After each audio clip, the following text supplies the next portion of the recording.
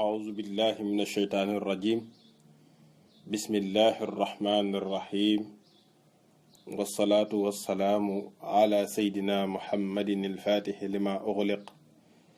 والخاتم لما سبق ناصر الحق بالحق والهادي إلى صراطك المستقيم وعلى آله حق قدره ومقداره العظيم ورضي الله تعالى عن شيخنا ووسيلتنا إلى ربنا أحمد التيجاني رضي الله تعالى عنه وأرضاه وعنا به آمين. ginnaaw bi nga xamee ni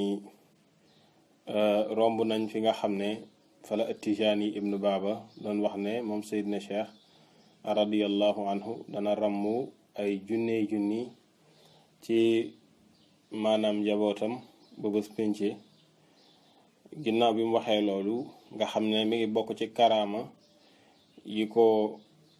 yonent bi sallallahu alayhi wa sallam garantil mu jóge ci boroomam mu ñëw nag lim ci kéemaanu Seydina Cheikh ak ay karaamam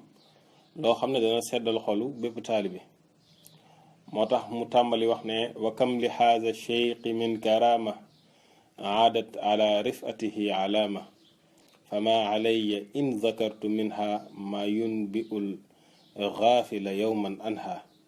wama bihi ubajjijul murida wa ardaul munkira wal marida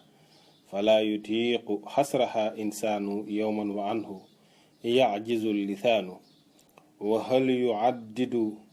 yucaddadu xasal batxaa'i aw hal tukattu anjumu samaa'i.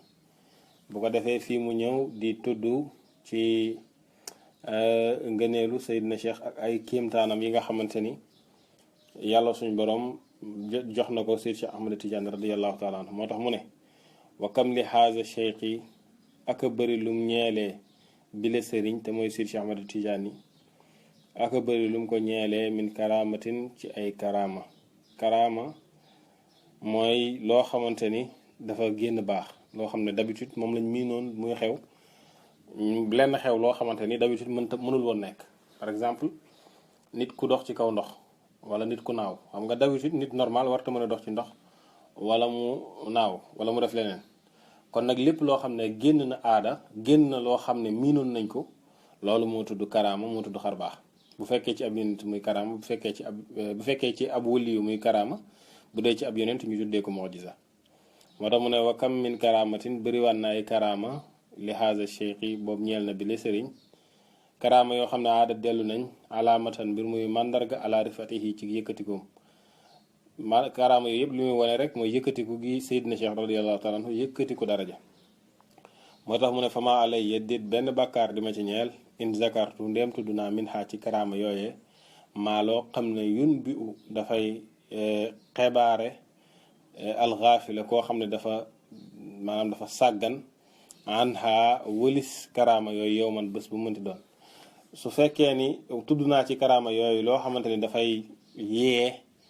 yee fàttali koo xam ne dafa sàgganoon ci mbirum Seydina Cheikh radiyallahu anhu, bu boobaa dara duma ñeel ci bàkkaar, dara duma war su fekkee ni tudd naa karaama yooyu. moo tax mu ne fama ala yi déet benn bàkkaar duma ñeel in zakat ndéem tudd naa min xaa ci karaama yi maa yun bi loo xam ne danaa ci mën a yeewee, danaa ci mën a informer alxaafila ku sàggan an xaa walis karaama yooyu yow man bés bu mënti doon. wama bi ubajjiju wama ak la nga xamante ni ma tudd ci la nga xam ne ubajjiju danaa ci puukareloo al murida taalibe Seyd Cheikh Ahmad Tidiane bi ca loolee may tudd. wa arda te ma ci jàjjee al munkira koo xam ne dafay diingat wal marida ak képp koo xam ne daa féttéerlu, ñoom ñëpp ma informé leen ci ma jàjji leen ci ñi nga xam ne ay taalibeem lañ béggee ci. mu ne loolu itam ndem loolu rek a tax may tudd ay karaamaam itam benn bàkkaar duma ci war. moo tax mu ne nag falaa yutiqu amul kàttan xasraxa ci mën leen a tënk insaanun benn nit, amul benn nit bu am possibilité tënk maanaam karaama si Cheikh Ahmad Tidiane bi. dégg nga yow man ak bés bu mu mënti doon amul benn bés boo xamante ni nit mën naa toog naan day lim karaama Seydina Cheikh yi mënta ne. wa yajizu te dana lottu al lisaanu làmmiñ anhu walis lim ga. loolu mënta ne mooy làmmiñ mënul lim ay karaama Seydina Cheikh. mu ne nag waxal yu àddadu ndax def na lim xasal batxaa yi jàmbaraayu xur ay bant ay doj yoo xam ne ñoo nekk ci xur ndax loolu mënees na koo lim loolu mënta nekk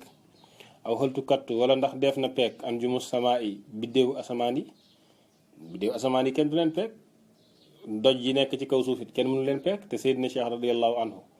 karaamaam bi noonu la mel ci bëriwaay moo tax kenn mënu koo peek moo tax mu ne làmmiñ mënu koo tudd ngir bëriwaay te itam maanaam ni nga xamee ni kenn mënta fexe ba xam nombre de pierres yi nga xam ne ñoom ñoo nekk ci kaw suuf mu ne karaama Seydina Cheikh yi noonu la mel moo tax nag radiyallahu taala anhu dañ ciy wax rek kémtalaay lu ñu xam li ci des ñu bàyyi ko waaye kenn mënul wax lépp moo tax mu dellu ne la min zalika ittibaauhu li sunna wa hiya la dar rijaali xayru minna wa kaana fi zalika la yujaara wala yudaaha la wala yubaara wa kaana fi sigarihi mazkuran anhu wa ma zaala bihi mashhura mu ne min zalika bokk na ci kéemtaan yi nga xam ne moom la ko yàlla defal ci karaama yooyee ittibaauhu ak toppam gi mu topp moom Seydina Cheikh li sunna ñeel sunna yonent bi sallallahu alayhi wa sallam Seydina Cheikh ni mu toppee sunna loolu rek mooy karaamaam bi gën a màgg bi mu am waxiyete topp sunna xayru minnatin mooy gën ji xéewal la dar rijaali fas góor yàlla yi ca góor yàlla ya topp sunna mooy li nga xam ne moom moo gën a rëy ma Sidaaji Maalik waxoon ne wa baatinun lam yuwaafiq min shariatina faktubhu billaami laa bi nuuni kalfatin baatin bu dëppoowul ak sharia na nga wax ne baatil la caaxaan la waaye du baatin moo tax topp sunna mooy karaama bi gën a rëy bi nga xam ne moom la ab wëlli yu mën a am moom la keneen ko dul wëlli yu mën a am mooy karaama bi gën a ngand bi gën a màgg nit lépp lu muy mënti def te gisoo ko muy topp sunna wàcc ko xamal ne du waaja waaw moo tax mu ne wakaana nekkoon na moom Seydina Cheikh fi zalika ci topp sunna googe laa yu jaaraa kenn du ca njëkkantele ak moom kenn du ci njëkkante ak moom wala yu daaxaa kenn niroowu ca ak moom itam laa déedéet wala yu baaraa kenn du ci rawante ak moom itam kenn tolloowu ci ak moom Seydina Cheikh amul kenn koo xam ne tolloo nga ak moom ci topp sunna wax yi nga xam ne moom la wax yépp bi maanaam mudaa ak mubaara ak maanaam almudahaatu ak almubaaraatu ak almujaaraatu yooyu yëpp mutaqaariba la maanaam ñoom seen maanaay daanaka ñoo niroo te mooy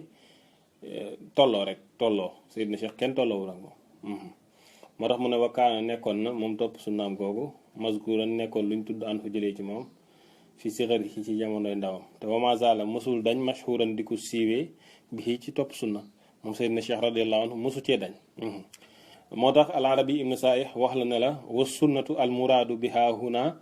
tariqatuhu sallallahu alayhi wa sallama wa hiya shariatuhu allati dallat alayha al adillatu saxiha shar'an kitaaban wa sunnatan wa ijmaan wa qiyaasan mu ne al arabi ibn saih dellu ne sunna nag buñ ko waxee fii mooy yoon bi nga xam ne moom la yonente bi alayhi salaatu wasalaam jëloon loolu lañu namm ci sunna mu ne te mooy sharia bi nga xamante ni tegtal ci lañ koy toppee te mooy maanaam tegtal yu wér ci sharia ak ci téere bi yàlla bi ak ci sunna yonente bi sallallahu alayhi wasallam ak ci ijma mooy consensus boo xam ne ay borom xam-xam ñoom ñoo ko def ci benn jamono ak qiyaas mooy analogie mu ne ci lii la ñuy wax ne moom mooy sunna mu ne nag waaye wa laysa al muraadu bi sunnati huna maa yuqaabilul kitaab waaye bu ñu waxee sunna fii waxuñu li jàkkaarloog téere bi yàlla bi te mooy xadis yi kese sunna mooy lépp loo xam ne yonent bi sallallahu alayhi wasallam ca la nekkoon ijma tam wala loo xamante ni alxuraan indi na ko wala téere yonent bi sallallahu alayhi wasallam indi ko sharia yoonal ko ijma am ci xiyaas wala ijma maanaam wala ijma jëmmi boppam wala ci xiyaas maanaam analogie boo xam ne ay borom xam-xam def nañ ko ba génne ci ay àtte loolee yëpp nga xam ne objectif bi mooy roy yonent bi sallallahu alayhi wasallam loolu mooy sunna moo tax mu ne la wal muraadu bir rijaali huna al kummalu min ahlillahi taala iz humu rijaalu xaqiqatan inda al aarifin wa man lam yakun muttasifan bi wasfihim fa huwa mraatun indahum wa in kaana rajulan mu ne bu waxee nag ar rijaali mooy wax ji mu wax ne wax yi la dal rijaali rijaal boobu mu wax lam ca nam mu ne mooy nitu yàlla yu mag yi mu ne ndax ñoom dëgg-dëgg ñoom kese ñooy ay góor képp koo xam ne bokkoo ak ñoom wala meloo niñ mel des na la tuddee jigéen ak maanaam même bu fekkee góor ga sax jigéen lañ lay woowee waaw ndax ji góor dëgg mooy góor yàlla.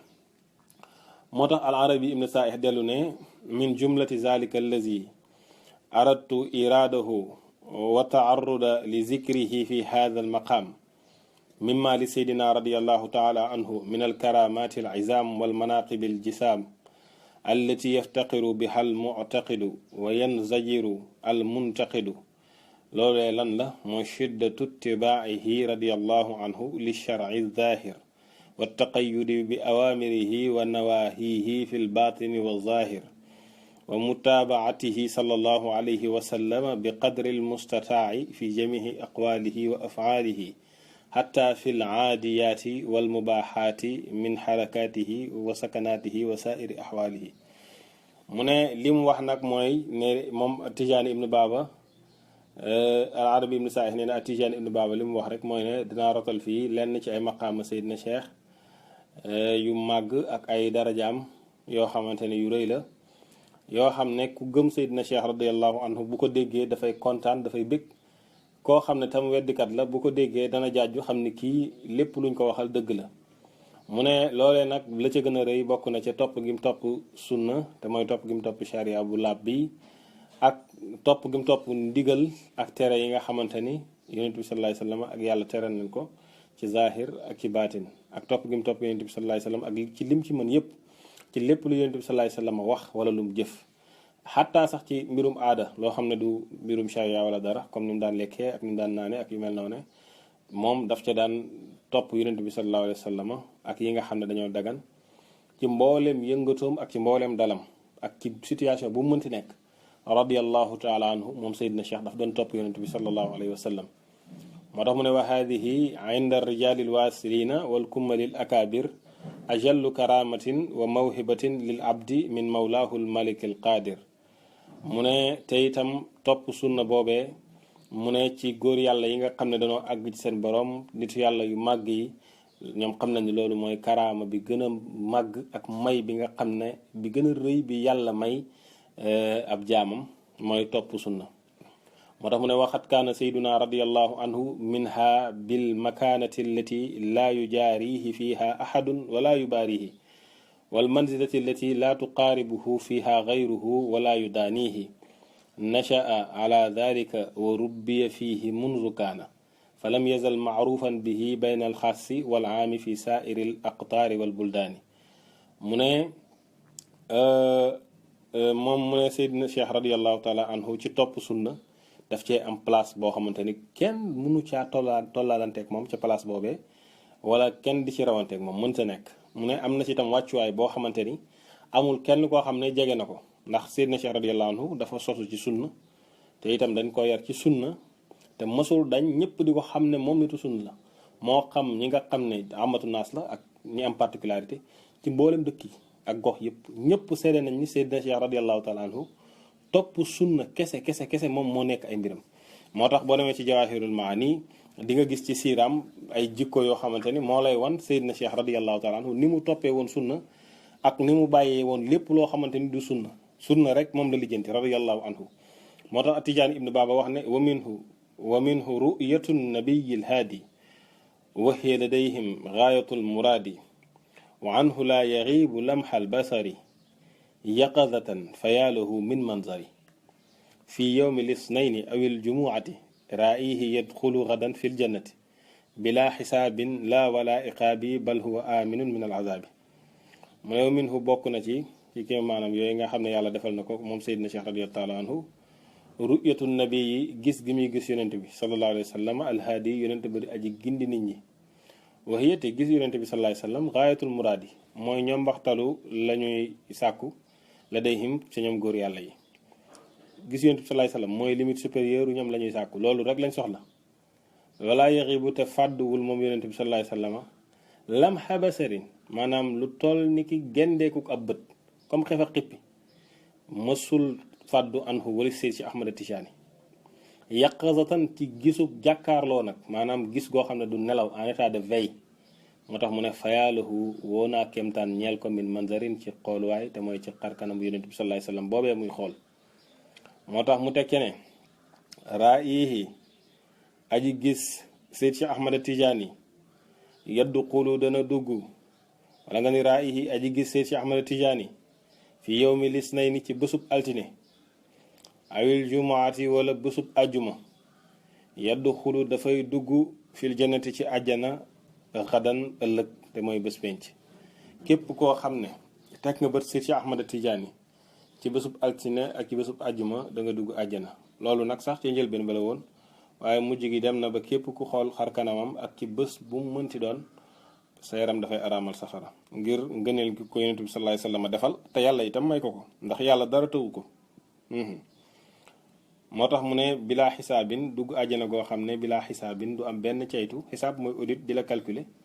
loolu du ci am laa déedéet wala iqaabin du caagi ne benn mbugal du fa am. bal li fi nekk kay mooy huwa koo koy gis Seex Ahmad Tijaani aminun ku wóolu la minal azabi ci mbugal kooku kenn du ko mbugal ndax gis gi nga xam ne moom la gis xatmul awliya gis gi nga xam ne moom la gis xalifa yonent bi sallallahu alayhi wasallam bi gën a mag. moo tax al arabi ibn saih wax ne wa min zalika allazi qasadtu zikrahu huna mimma li sayidina radiyallahu taala anhu min al karamati al masurati wal manaqib al mashhurati ru'yatuhu wa ijtimaahuhu bi sayyidil anaami alayhi salaatu wa salaam fi xaalil yaqazati wal mushafahati laa fi xaalil manaam wa hiya lada rijaalil kaamiliina ajallu maqsadin wa asna maraamin. moo tax mu ne bokk na ci li nga xamante ni Tijaani ibn Baaba indi na ko fii ngir bëgg koo leeral mooy gis gi nga xam ne moom Seydina Cheikh radiyallahu taala anhu da koy gis yonent bi sallallahu alayhi wa sallam di dajeeg yonent bi sallallahu alayhi wa sallam. te fekk nelawul day jàkkaarloo moom nii mushaafaxatan directement nii yonent bi sallallahu alayhi wasallam toog mu toog waxuñu nag ci ay affaire nelaw wala gént wala affaire xayal déedéet dafa gis yonent bi sallallahu alayhi wasallam nii te loolee mooy li nga xam ne mooy li gën a màgg ci li góor yàlla yi di sàkku. moo tax mu tekkee ne wa min zalika aydan bila shakkin wala maynin dawaamu shuhudihi lahu sallallahu alayhi wasallam bi haysu la taxibu anhu suratuhu asharifatu tarfata aynin.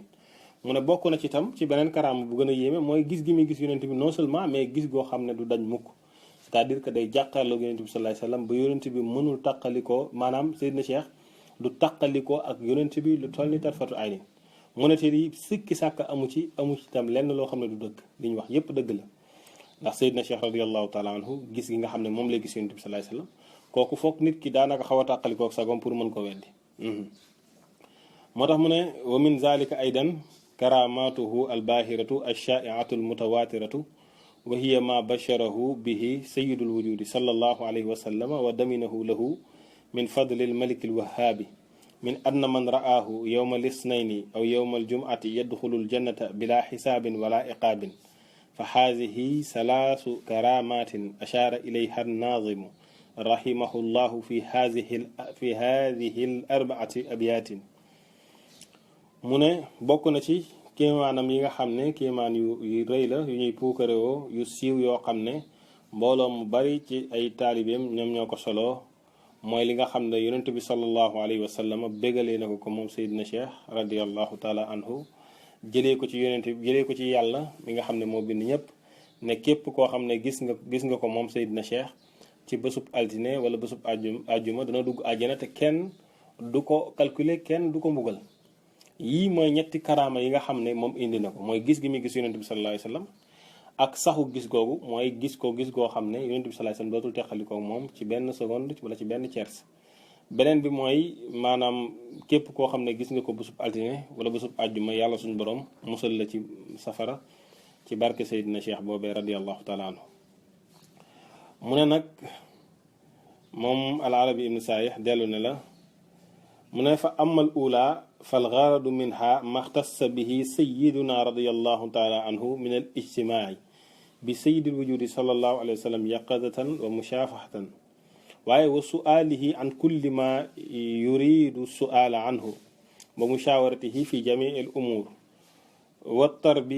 والتربية على يديه والتلقي منه والرجوع إليه في كل شيء دق أو جل حسب ما تقدمت الإشارة إلى بعد ذلك. mu ne bu njëkk bi nag te mooy gis googu muy gis yonent bi sallallahu alayhi wasallam du gis nii rek mu jeex déedéet dafay gis yonent bi sallallahu alayhi wasallam di ko laaj yonent bi sallallahu alayhi wasallam di ko tontu ci lépp loo xam ne namoon na ko laaj daf ko koy laaj ak di déeyoo ak yonent bi sallallahu alayhi wasallam def mushawara mooy di diisoo ak dit ci lépp li ngay def naan ko lii laa bëgg a def ak lii loo ca gis yonent bi ne ko lii ak lii laa bëggee nga defee ko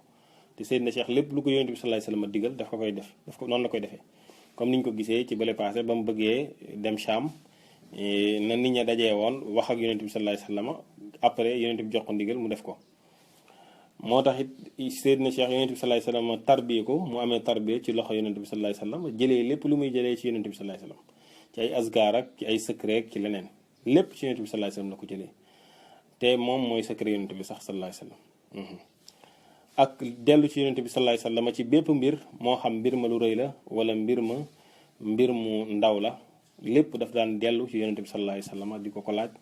yonent bi alayhi salaatu wasalaam di ko tontu moom Seydina Cheikh radiyallahu taala anhu moo tax mu ne wa amma saaniyatu fi hiya dawaamu mushahadatihi li zaatihi sallallahu alayhi wasallam alxaqiqiyati bi xaysu laa yaxibu anhu tarfata aynin kama sabata mislu zalika fi lqutbi almursi wa cheikhihi alqutbi alchazili radiyallahu anhuma wa hiya allati taqaddama an Seydina radiyallahu taala anhu annaha min qasaisi qutbi alaqtaab fi kulli zaman mu ne bokk na ci gis nga xam ne moom lay gis yonent bi sallallahu alayhi wasallam mooy gis gu sax googee nga xam ne yonent bi du fàdd ci moom tarfatu ayn mu koy gis mu ne loolu comme ni nga xam ne noonu la saxee ñu jëlee ko ci yeneen ci aqtaab yi ku ci mel ni Abul Abbas al Mursi ku ci mel ni imam Achazili ñooñu dañ daan gis yonent bi sallallahu alayhi wasallam te yonent bi daawul tàqalikoo ak ñoom mukk comme ni nga xamee ni noonu la ko Seydina Cheikh junjee woon waxoon na ko ci Jawaahirul Maani wax ne loolu particularité la boo xam ne xutbul aqtaab moo ko am te mooy xawsu jamonoom du tàqalikoo ak yonent bi sallallahu alayhi wasallam lu toll ni tarfat ayni te loolu noonu la ñëwee ci Jawaahirul Maani moom Seydina Cheikh radiyallahu taala anhu wax ci Jawaahirul Maani ne wa taxqiqu qawlil mursi wax ji mu wax ne munzu 40 sanatan maa hujibtu fiha anillahi tarfatan walaw xujiba anni rasulullahi sallallahu alayhi wa sallam tarfata aynin maa addadtu nafsi min almuslimin mu ne Seydina Cheikh radiallahu anhu wax ji nga xam ne moom la Abul Abbas al Mursi wax ne 40 ans mi ngi nii musuma fàddu mukk maanaam wëlis yàlla fu ma toog maa ngi teewlu yàlla mu ne su fekkoon yonent bi alayhi salaatu wasalaam fàddu na gisatuma ko lu toll ni tarfatu ayni lu toll ni ab cers dootuma lim sama bopp ci jullit yi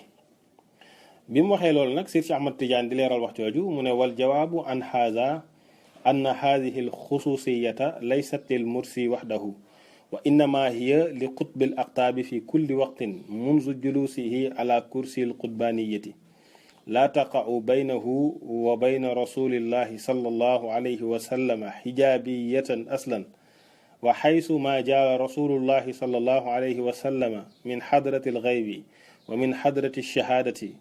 illa wa aynu qutbi alaqtaab mutamakkinatun min annazar ilayhi laa yaxtajibu anhu fi kulli laxdatin min allaxazat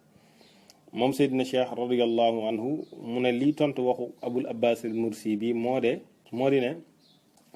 particularité bii mu am te mooy di gis yonent bi sallallahu alayhi wa sallam te yonent bi du tàqaliko moom lu tolni tarfatu ayni Seydina Cheikh nee na du moom rek moom moo am loolu waaye xutbul aqtaab ci bépp jamono moom loolu lay am maanaam xawsu bi nga xam ne jamono ju nekk moom moo nekk xawsu kooku daf koy am maanaa ki nga xam ne ci jamono mooy xawsu bi mu ne kooku dafay am loolu te mooy ne du tàqaliko ak yonent bi sallallahu alayhi wa sallam lu tolni tarfatu ayni depuis ba mu toogee ci chaise qutbaniyatul uzma képp ku ca toog doo tàqalikoo ak yonent bi sallallahu alayhi wasallam lu toll tarfatu ayni moo tax mu ne amul du am benn xijaab boo xam ne mooy nekk ci digganteem ak yonent bi sallallahu alayhi wasallam du am benn voile fépp foo xam ne yonent bi sallallahu alayhi wasallam ma ngi fay déplacé wu moo xam ci xadratul xayb la wala ci àdduna ci xadratu shahada bi loolu mënta ne lu dul ne xutbul aqtaab boobee dana xool yonent bi sallallahu alayhi wasallam daf koy gis te yonent bi sallallahu alayhi wasallam du fàddu ci moom benn yoon lii suñu sëriñ Cheikh Ahmad Tidiane moom moo ko wax te moom am na ko ndax moom waxuma la xutbul aqtaab waaye xutbul aqtaab yi moom ci moom lañ tibbee ci géejam gi nga xamante ni ñoom lañ ca tibb daanaka du toll sax ne potu ndox boo tibb ca biir géej moo tax ngir leeral wax joojee gis yonent bi sallallahu alayhi wasallam nga xam ne problème bu mag la nit ñi bëgg a créer te amul benn problème ndax ñi ko gis depuis ci jamono yonent bi sallallahu alayhi wasallam ba léegi dañoo toll ni suuf te koo ci jël moo gën a baax dàllam mu dagg moo gën ko koy weddi kon nag su boobaa mëneesul méngale yooyee ndax ñi koy weddi yi ci ëpp wahabi yi dong la wahabi yi kese ñoom ñoo koy weddi ndax ñoom képp ku dul waxub Ibnu Taymiyya faale wuñ ko ñoom c'est comme si yàlla yónniwul yonent bi alayhi salaatu wasalaam ci ñoom yonent bi sallallahu alayhi wasallam moo wax ne man ra'aani fil manaami fa sayaraani fil yaqza ndax fa inna sheytaan la yatamassalu bi képp ku ma gis ci gént man nga gis danga ma gis nii jaxaratan ndax sheytaane mënul jël sama forme ñoom nag wutal nañ loolu ay argument yoo xamante ni kenn xamul fu ñu ko jëlee déjà wax nañ ne loolu lim ci jublu mooy képp ku ma gis danga ma gis ki nga gis man la d'accord mooy seytaane mënut a jël sama forme danga ma gis ji mu wax nag ne ñenn ñu ne déedéet man yaraani fil manaami faqad yaral xaq xadis booba ñu ne kon mooy dëgg rek daf li mu wax rek mooy ki mu gis dëgg la man la ci gént gi waaye ñoom ñu ne ba tey mënatul nekk nii ñu ne yonent bi sallallahu alayhi wasallam wax ji mu wax ne man yaraani fil manaami fa sa yaraani am na ci riwaay yoo xam ne fa sa yaraani la ñu ne kon fa sa yaraani bi mooy dënn ma gis ji waaye bés penc lay doon te ñoo koo ci dégg nag ñi ëpp ci ñoom loolu la ñuy wax ne affaire bi bés penc la ba léegi ñu laaj leen benn question yonent bi alayhi salaatu wasalaam dafa sax ci xadis mooy ne bés penc xeetam bi yëpp danañ ko gis waa léegi su fekkee ni kon xeet bi yëpp danañ ko gis bés penc ban particularité la wax ji am que ni ku ma gis ci gént danga ma gis yàqasatan bu fekkoon bés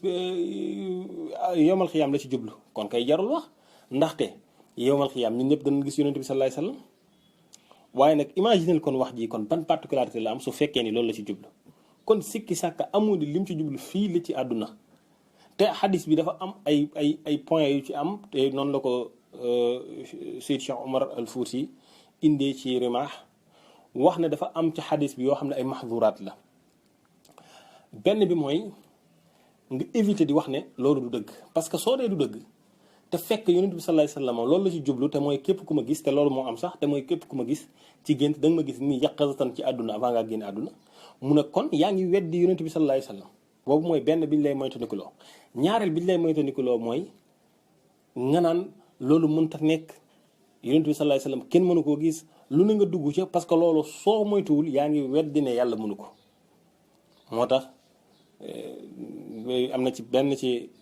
qasida yañ bind ci tariqa bi ko wax ne wa fi xadisihi min al maxduri min adami tasdiqi lil mabruri awaluhu faalamhu amma saani jahlun bi qadri al qadiri rahmani te mooy ñaar yooyu mooy éviter loola nga naan yonent bi sallallahu alayhi wasallam xadis bi li ngeen ci wax du noonu du dëgg fekk yonent bi sallallahu alayhi wasallam li mu wax dëgg la te su boobaa yaa ngi weddi yonent bi sallallahu alayhi wasallam te ko weddi yonent bi da ngay génn ci lislaam yonent bi sallallahu alayhi wasallam waxoon ni man kazaba alayya am ñu ci teg mutaamidan ala kulli haal fal yatabawwa maq'adahu minan naar koo xam ne da nga maa waxal lu dul noonu yonent bi nee na nga préparé fa ngay dugg safara sallallahu alayhi wasallam kon nag beneen bi mooy nga éviter di wax naan loolu mënta nekk ku dem ba pare mënagul ñëw waxu caaxaan yooyu nga xam ne yàlla li mën ak li mënul ñun xamuñ ko bu ko defee loolu daf lay dugal ci cadre nga weddi ne yàlla mën na ko loolu mooy xadis boobu ñu ci bëri ci la ñuy wax kon wute bi nee nañ fi mu amee mooy fa sa yaraan nii moo tax kenn wax ne fii sa yaraan nii saahi fil yaqzati ja xilaafu ahlil ilmi fabxas xujaja moo tax al arabi ibn saih wax ne wa xaka aydan ani الشيخ جلال الدين السيوطي رحمه الله في كتابه الذي ترجمه بتنوير الحلق في إمكان رؤية النبي والملك القول بإمكان رؤيته صلى الله عليه وسلم يقظة mu ne boo demee ci téere imam as-Suyuti bi nga xam ne mi ngi ko tuddee tanwirul xalak maanaam leeral lëndëm yi fii imkaani ru'yati nabi wal malak pour wane ni yonent bi sallallahu alayhi wasallam mën nañ ko gis malaaka yi mën lañ leen gis mu ne boo demee ci téere boobu indi na ci wax yu leer pour wane ni yonent bi sallallahu alayhi wasallam dañ koy gis yaqazatan waxuñu ay nelaw waxuñu ay gént gis ko nii mu toog nga toog